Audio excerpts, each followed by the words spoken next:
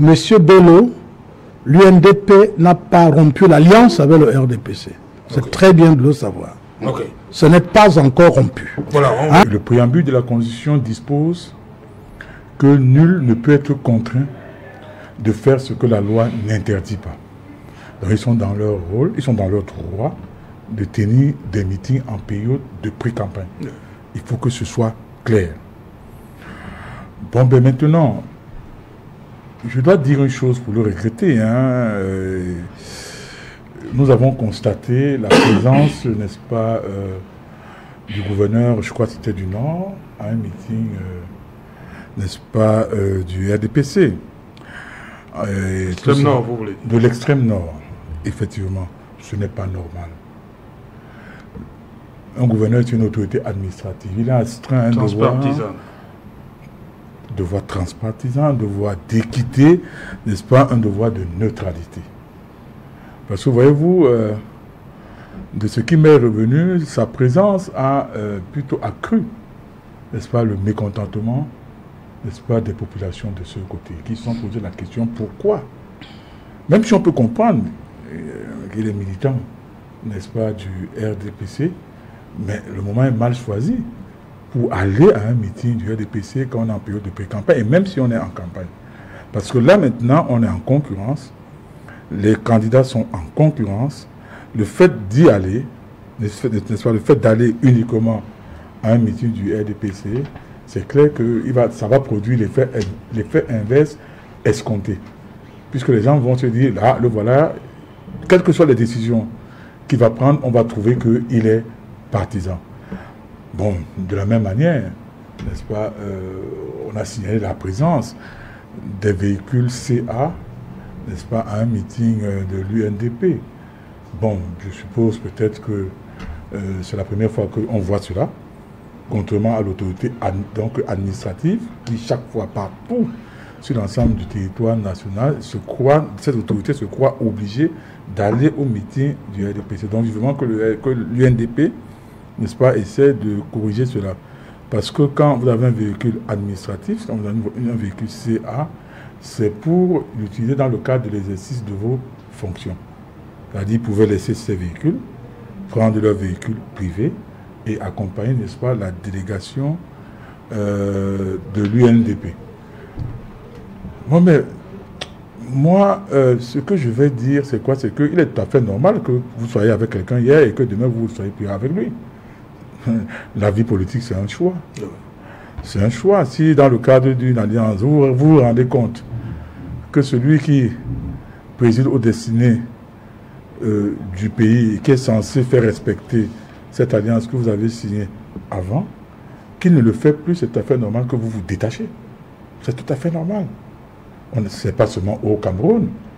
Même en France, on a vu Macron, qui était secrétaire général adjoint de l'Élysée à l'époque de François Hollande, se détacher de François Hollande pour aller créer son mouvement En Marche et battre campagne contre le Parti socialiste. Je ne vais même pas loin. On a vu Macky Sall et puis Abdoulaye Wade. Bon voilà, Macky Sall c'était un homme donc de Abdoulaye Wade. Et puis à un moment donné, donc, il a dit ok, je me présente. Donc moi je pense que ça dépend d'abord du respect des thèmes contenus dans l'Alliance. Mais pourquoi, une minute, Jean-Robert Wafo, chez les Camerounais, ça a du mal à passer. Vous avez même suivi Maître Achille Diop tout à l'heure, c'est-à-dire des ex-ministres, ils ne croient pas beaucoup, devenus opposants. Pourquoi ça a du mal à passer au Cameroun? Est-ce qu'on n'a pas vu... Justement, je ne peux pas dire...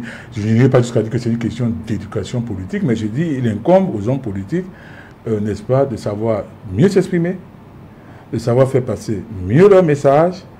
Et effectivement, il y a des structures du parti qui sont là, n'est-ce pas, pour servir de relais, n'est-ce pas, chaque fois qu'on a des ambitions nouvelles. Donc, bon voilà, donc il ne faut pas faire un procès. Je ne suis pas de ceux qui pensent qu'il faut... Parce qu'à un moment, au début, au premier jour, au lendemain de leur démission, on disait qu'ils sont également comptables du bilan du RDPC, on va le dire comme ça, ces ministres, qui est aujourd'hui devenu opposant. Mais écoutez, dire qu'ils sont comptables, qui sont entièrement comptables, je doute fort, compte tenu de la structuration et du mode de fonctionnement, n'est-ce pas, du gouvernement de la République depuis 1982. Il faut qu'on le dise. On a bien vu un ministre dire que depuis 2019, il n'a pas tenu de conseil des ministres. Alors, mais attendez, mais qu'est-ce que vous voulez qu'il fasse? On a vu, n'est-ce pas, certains membres du gouvernement, le ministre d'État, SGPR, n'est-ce pas, se transformer, se muer en président de la République, à travers notamment la fameuse délégation de signature, qui mentionne dans un de ses alinéas que le secrétaire général de la présidence de la République, le ministre d'État, discriminera les matières à acheminer au président de la République. Donc, si ces ministres, à un moment donné, se rendent compte, n'est-ce pas, ils ont fait une alliance en 2018, et ils se rendent compte qu'en 2019, n'est-ce pas, il y a eu, n'est-ce pas, une délégation de signature au point où il n'y a presque plus eu, n'est-ce pas, de conseil ministériel, l'opportunité leur incombe. Ils peuvent d'un coup démissionner, c'est-à-dire jour au lendemain démission, comme ils peuvent décider, n'est-ce pas, de donner le coup de poignard le moment venu, le moment opportun. Tout est question d'opportunité. Ouais. Et moi, je ne veux pas trop m'appesantir sur le fait que hier, ils étaient ministres, aujourd'hui, ils ne sont pas ministres. On attend leur programme, on attend leur projet pour savoir s'ils sont effectivement et définitivement en rupture avec ceux qu'ils ont servi hier. Voilà, c'est tout. Et tout ça, et si leurs projets ou leurs ambitions vont dans le sens, n'est-ce pas, de l'intérêt, ou alors des intérêts, n'est-ce pas, de la population, mieux vaut 1 que 0. Voilà. Ok. Lorsqu'on a servi un gouvernement, on ne peut pas devenir opposant radical. Pourquoi toujours des doutes? Est-ce que lorsqu'on a servi un gouvernement, oui, on ne peut plus... Service, ouais. Bon, on doute de la capacité de ces personnes-là. Il y a le mot rupture qui existe quand même. On peut... J'ai un sentiment mi-figue, mi-raisin. Oui, pourquoi? Ça dépend de l'attitude du collaborateur, du chef de l'État lorsqu'il était dans le gouvernement. Serge Alain, tout à l'heure vous avez posé la question à l'aîné. Il nous a fait comprendre que c'était stratégiquement, ces rassemblements découlaient de la stratégie de ces deux partis politiques, de ces deux leaders. Et pour moi, je l'ai toujours dit, lorsque le mot stratégie en politique est souvent polysémique à plusieurs sens. On l'entend de plusieurs façons. Lorsque les faiblesses et les erreurs de certains leaders sont exposées, sont mises à nu, ils ont cette facilité de vous dire c'était stratégique. C'était stratégique, c'était la stratégie. Lorsque l'aîné dit, et il a fini par là, que entre Bello et Issa, c'est un problème d'incompréhension. Et que les incompréhensions sont les problèmes qui se règlent facilement. Mais, je dirais, il faut faire attention. Entre Bello et le RDPC, c'est un problème d'incompréhension. Entre Bello et Chiroma, c'est un problème d'incompréhension. Ça veut dire que si aujourd'hui, on l'a peur du corps, que désormais tu as carte blanche pour me voir à tout moment. Désormais, on va organiser les conseils ministériels. Ils retournent la veste. Non, il faut faire attention. Voilà pourquoi je dis, Serge Alain, vous ne pouvez pas passer des années dans l'appareil gouvernemental avec un tranchant aussi tellement sévère envers ceux qui travaillent pour l'opposition ou au sein de l'opposition et venir croire qu'on va céder aussi facilement à votre discours. Il est libre, comme l'a dit quelqu'un, il est libre de se détacher du gouvernement et d'aller dans l'opposition. Et je dis, est-ce à dire qu'aujourd'hui, Serge Alain, il ne faut pas qu'on amène le peuple, on mène le peuple en bourrique. Est-ce à dire qu'aujourd'hui, le ministre d'État, secrétaire général de la présidence de la République, M. Ferdinand Ngongo, s'il démissionne aujourd'hui et qu'il rentre dans le combat diamétralement contre le RDPC, est-ce que vous n'allez pas... Moi, non, vous voulez dire que... Moi, je ne peux pas lui faire confiance, je le dis. Donc, je dis, si le ministre d'État, Ngongo démissionne aujourd'hui, il décide de vous rejoindre dans l'opposition, vous n'allez pas l'accepter? On doit l'accepter, mais il ne jouera pas les premiers rôles. Il faut qu'on se comprenne. Non. Oui. Non, parce que vous semblez dire que bon, vous avez des doutes par rapport aux deux ex-ministres. Je l'ai dit, et les bandes sont les témoins. Mais c'est maintenant que vous parlez des premiers rôles et tout ça. Non, je l'ai dit. Oui. Par le passé, sur ce même plateau. Ces deux-là doivent aider, doivent se mettre derrière un opposant et le soutenir. Ils ne doivent pas jouer les premiers rôles. Voilà ce que je ne fais que dire depuis Serge Alain. Oui. Ils n'ont pas eu le temps de travailler le terrain comme homme politique. Comment ça? Non. C'était de Non, ils ont eu à travailler. Ils ont commencé comme opposants. Je l'ai dit en l'entame de cette émission. Ils ont très peu travaillé comme opposants. Oui. C'est ce que je l'ai dit, ma première prise de parole.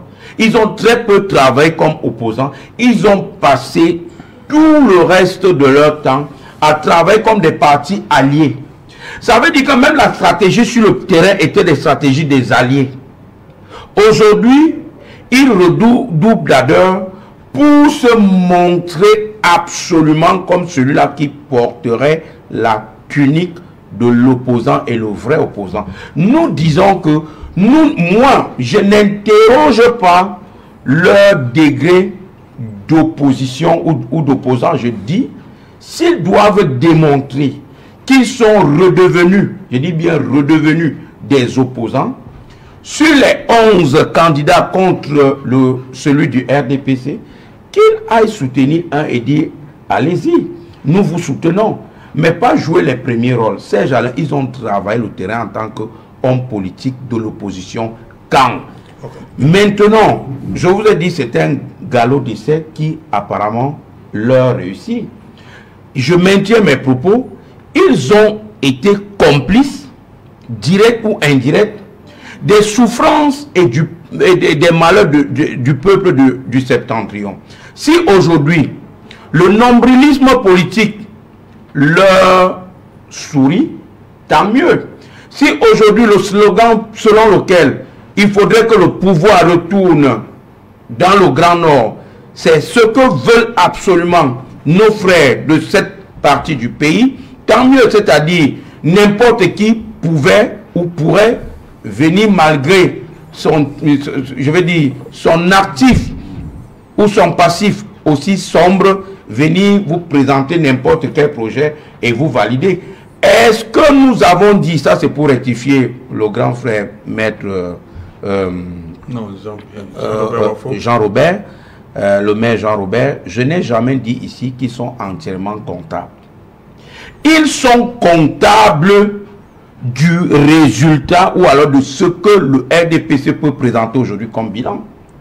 Souvenez-vous, sur ce plateau, j'ai eu à avoir en face de moi certains représentants du RDPC de Douala 2e, que lorsque je tirais sur la gouvernance de la mairie de Douala 2e, d'autres me disaient, vous le SDF, vous êtes également comptable. Pourquoi? Parce qu'on avait un adjoint au maire au sein de l'exécutif qui était mon grand frère Jean-Robert Wafo.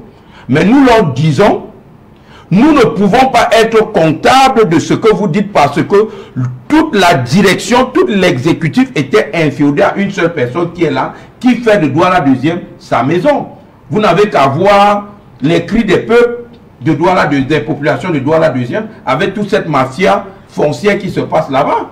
Non, là n'est pas le sujet. Oui, oui, non, c'est pas le sujet. Non, c'est une parenthèse que je voudrais faire. Non, non, la parenthèse n'est pas bonne pour l'instant. Pourquoi c'est Alain? Non, non. Pourquoi vous voulez pas qu'on dise que le peuple crie à Douala 2e? Non, non, on a un élément dessus. On travaille dessus. On est d'accord? On est d'accord. Voilà. On annonce une mission. On va d'abord suivre. Aloïs Parfumvoum, bonsoir. Bonsoir, Serge. Voilà, Aloïs Parfumvoum, deux ex-ministres comme ça qui drainent des foules dans le septentrion. Votre analyse? C'est tout à fait normal. Ils ont eu le flair, ils ont eu l'intuition, ils ont eu le sixième sens que c'était peut-être leur moment. Et ils ont senti, étant dans l'appareil, que l'un des principaux opposants serait éliminé. Et en politique, on profite de l'opportunité. Et il faut, quelqu'un dit que même si c'est le diable, on prend d'abord. Et je crois que c'est ce qui s'applique actuellement. parce que à l'état actuel des choses, aucun autre opposant ou bien de l'ancienne opposition ne peut faire mieux par rapport à la situation actuelle. Ça, c'est une vérité irréfragable et nous devons l'accepter et l'assumer. Et je pense que c'est pour cela que beaucoup de personnes, au regard de la configuration du Grand Nord, et que le parti au pouvoir a toujours eu 40% sur les 71% qu'il a souvent, je pense que c'est pour cela qu'il y a une bataille assez féroce de ce côté. Vous savez aussi que l'absence du Grand Nord lors des précédentes élections a entraîné un pourcentage assez élevé, même si ça a été frauduleux, de M. Biya et de son système. Donc c'est pour cela qu'ils ont eu un sixième sens et nous, au Forum républicain, nous n'hésitons pas à les soutenir parce que nous pensons qu'ils sont plus proches de renverser le système actuel que ceux qui sont là aujourd'hui. C'est pour cela que l'opposition ne doit pas être jalouse ou bien hésitante par rapport à ce qu'ils sont en train de faire, sur le principe que personne ne fera pire que M. Biya et son système. Et donc, c'est fortement compréhensible. Ça, et ailleurs, d'ailleurs, pour que l'opposition gagne, il faut que le système se désagrège de l'intérieur. Il faut que, et c'est ce qui s'est passé, que vous soyez en Côte d'Ivoire, au Sénégal, ou bien dans toutes les démocraties où il y a eu des fortes dictatures, c'est à partir de l'intérieur qu'il y a eu des agrégations du système, et c'est comme cela que les alternances se sont faites. Donc il ne faudrait pas. D'ailleurs, il faut encourager les autres. Moi, si le MINET aujourd'hui décide de quitter la barque, ça sera une bonne chose. Si le SGPR décide de quitter la barque, ça sera une bonne chose. Si Madame la Première Dame décide de quitter la barque, ça sera une bonne chose et ça va permettre de faire un mouvement. Parce qu'aujourd'hui, l'opposition, il faut le reconnaître, nous n'avons pas suffisamment de moyens. Le seul, ou bien l'un des opposants qui était le plus crédible à nos yeux, il a été empêché de s'épanouir. Donc, nous savons que la voie des urnes, elle est extrêmement difficile, elle est quasi impossible, mais dans les 2 ou 3% de possibilités là, il y a eu une faille cette année, celle des anciens ministres. Nous pensons qu'il faut les encourager, il faut les soutenir, et c'est ce que le peuple a compris. Mais au-delà d'eux, il y a aussi 2 ou 3 opposants qui se démarquent. Et nous espérons que d'ici le 10 ou bien le 15, ils vont trouver une candidature consensuelle, et nous allons nous engouffrer tous pour que, enfin, on parle du système actuel au passé. Il n'y a pas d'autre solution à l'heure actuelle. Vous savez, la culture dans le Grand Nord ne permet pas à l'opposition de s'y imposer sans les acteurs principaux. Pendant que, je ne sais pas, Cabral, Joshua, Maurice Kamto se concentrent dans le sud, personne d'autre n'a la capacité ou bien la ténacité à se mobiliser dans le Grand Nord de façon absolue. Parce qu'il y a une culture, il y a une façon de faire. Et l'avantage que nous aurons, c'est que cette fois-ci, Issa Chiroma et Bello vont bloquer le système frauduleux des 3 millions d'électeurs au niveau du Grand Nord, et ça peut permettre un électrochoc. Maintenant, des 2 candidats, il y a un qui doit laisser la place, et c'est à ce niveau que nous sommes aujourd'hui. Ok, merci Aloïs Parfait-Boum. Voilà. Il semble dire que c'est une opportunité pour l'alternance, qui est ces 2-là au niveau du Nord. Oui, votre avis, oui, je suis parfaitement d'accord avec lui, parce que ça va endiguer le système de fraude qui était mis sur pied, qui a été mis sur pied depuis des dizaines d'années, parce que chacun d'eux il y aura une mutualisation, même pas une mutualisation, il y aura une multiplication, n'est-ce pas, des opérations de surveillance de vote. Et pour revenir à ce que Maître Lejou dit, non mais écoutez, c'est pas le fait d'avoir été allié à quelqu'un qui fait de vous son obligé. Il faut que ce soit clair. Mais on a vu le président Aïdjo fabriquer M. Biya. Et on a vu ce qui est arrivé à M. Aïdjo après, donc après au premier président de la République. Je ne suis pas sûr que quelqu'un même de l'opposition aurait fait pire au président Aïdjo, à son épouse et à sa première fille que le président Biya. Pourtant, c'est lui qui l'a donc fabriqué. Il faut faire très attention. C'est-à-dire, la politique est dynamique. Il faut jamais retenir ça. Tous ceux qui veulent faire de la politique, qu'ils sachent une chose. La politique, elle est dynamique. Dans la cohérence. Je dis, elle est dynamique. Elle est dynamique. Je vais prendre, écoutez, je vais prendre un exemple simple. Ouais. Non, je vais prendre un exemple simple. C'est Marcus Mandeki qui aime bien dire que tout est dynamique. Je vais prendre un exemple simple.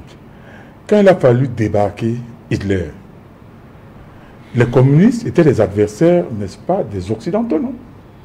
Mais on les a vus se mettre ensemble pour débarquer Hitler et se regarder après. Comme aime bien à le dire le député Jean-Michel Nithieu. Si je suis en train de casser une porte pour retirer un ennemi ou un adversaire, et que le diable aussi s'approche tout près de moi, et se met également à casser, je ne vais pas demander au diable de ne pas casser. Je laisse d'abord le diable casser. Et puis après, on va se regarder.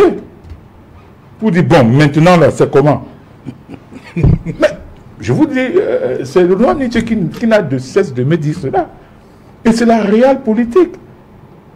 Mais, parfois, vous m'avez parlé de Monseigneur Yaouda, qui a dit, même si c'est le diable, c'est une figure de style. Pour dire, votez tout le monde, sauf lui. Bon, maintenant, quand vous avez deux poids lourds, qu'on le veuille ou pas, c'est deux poids lourds, n'est-ce pas, du septentrion. Évidemment, moi, en tant que supporter numéro 1 du candidat de l'APC qui a été présenté par le Madidem, j'attends mieux. J'attends mieux d'eux. J'attends par exemple qu'ils se lèvent pour demander qu'on libère, n'est-ce pas, mes camarades de combat. Mais c'est quand même incroyable. Qu'attendent M. Bélé Bouba et Issa Tiroma pour demander la libération de M. Biboun Issak. J'espère que ça va venir. C'est stratégique pour demander. J'ai précisé, j'espère que ça va venir. Du professeur Alain Foguet, de M. Zamboué. Mais nous attendons de vrais actes. Et nous espérons que ils vont le faire. Parce qu'il faut réunir le plus grand nombre de suffrages. Et moi je dis, mais bon Dieu, je ne vais pas seulement interpeller M. Bélé Bouba et M. Issa Tiroma. J'interpelle également le président de la République. On a besoin quand même d'un acte d'apaisement. Pourquoi on ne peut pas mettre fin aux poursuites contre cela? Qu'est-ce qu'ils ont fait par rapport aux militants du RDPC qui ont incendié la maison d'un sous-préfet, qui ont bloqué la route Yaoundé-Douala? Mais donc, je vais dire quoi? Je dis, il faut être réaliste. Il faut être réaliste. Je prends encore l'exemple de l'honorable Jean-Michel Nithieu. Chaque fois qu'on est en pleine stratégie, c'est toujours ce qu'il me dit. Il dit, mais Waf, tu sembles oublier que quand tu es en train de casser une porte pour retirer un adversaire ou un ennemi, si le diable vient aussi casser la même porte, il serait contre-productif d'empêcher que le diable casse. Donc, moi, je dis, le système, quand vous dites qu'il faut quand ils partent de là, il faut qu'ils se mettent derrière un candidat de l'opposition. Soit, mais je ne suis pas tellement d'accord. Je vais prendre un exemple simple. Voulez-vous nous faire croire que si le ministre d'État, Marafa Amedou Yaya, pouvait se porter candidat, il irait se mettre derrière un candidat de l'opposition que moi je ne vais pas citer ici, qui n'est même pas su d'avoir 2%. Ça dépend des forces en présence, ça dépend de l'opportunité, ça dépend de la force de frappe de celui qui se présente face à l'ordre gouvernant. Il ne faut pas rêver. Et moi je dis, nous demandons, nous de l'APC, et ça une fois de plus je vais reprendre l'honorable Nithieu, nous demandons aux populations d'aller retirer les cartes électorales qui sont dans les antennes de l'ECAM. À Douala deuxième, par exemple, il y a 10 000 cartes là-bas. Allez retirer d'abord vos cartes électorales, ne vous découragez pas. L'APC s'exprimera en temps opportun sur faut-il soutenir quelqu'un ou pas. Ok. Pierre-Paul Mobitan, on va sortir. Cette première partie, il a parlé de l'opportunité, qu'il fallait bien que pour l'alternance, c'est une bonne chose qui est ces deux poids lourds-là, de l'extrême, de la partie septentrionale. Ben, je crois qu'actuellement, ce qui est récurrent, c'est qu'une bonne partie des Camerounais veulent l'alternance. Ça, c'est récurrent, c'est clair. Maintenant, n'oubliez pas que l'histoire a tendance à se répéter. Nous n'avons pas oublié 92. Et à cette époque-là, il y a eu une coalition qui a fait bouger les choses. Et je pense que c'est parce qu'il y avait une coalition qu'on a eu le résultat qu'on a pu avoir avec M. John Frundi comme candidat à l'élection présidentielle. Et cela veut dire que la coalition a un rôle très important dans des circonstances comme celle-ci. Mais le problème, c'est la complexité qu'on semble observer, c'est le fait que deux anciens ministres, et pas des moindres, qui ont quand même une certaine aura dans la partie septentrionale, eh bien, se sont démarqués entre-temps. Je voudrais dire aux copanélistes, Monsieur le maire, Wafo, que Monsieur Bello, l'UNDP n'a pas rompu l'alliance avec le RDPC. C'est très bien de le savoir. Ce n'est pas encore rompu.